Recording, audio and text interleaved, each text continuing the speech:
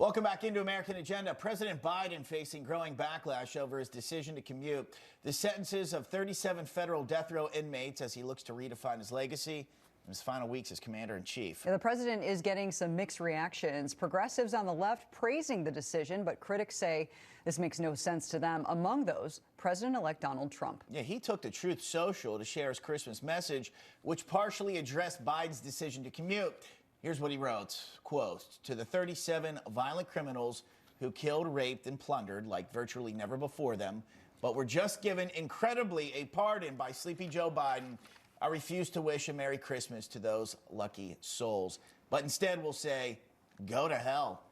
Joining us now for more discussion on this with federal defense attorney Ronald Chapman. Gentlemen, thanks for coming on today. Ronald, let me ask you a little bit more about that. It's estimated that 4% of the condemned may be innocent, and we know that 200 or 191, depending on which source you go with, I check a couple of those, people who've been exonerated from the death penalty. So people have been taken off death row. This seems to be a more obvious problem in the 27 states with the death penalty. Can you talk about at the federal level if any of those concerns exist with respect to these condemned people?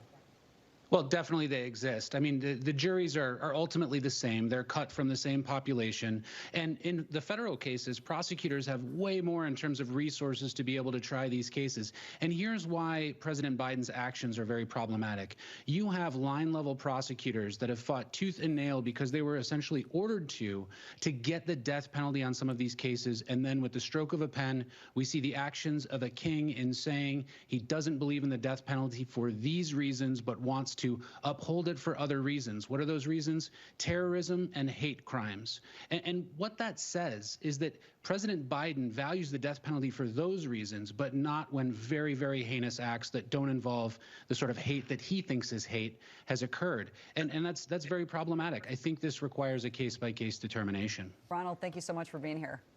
Thank you.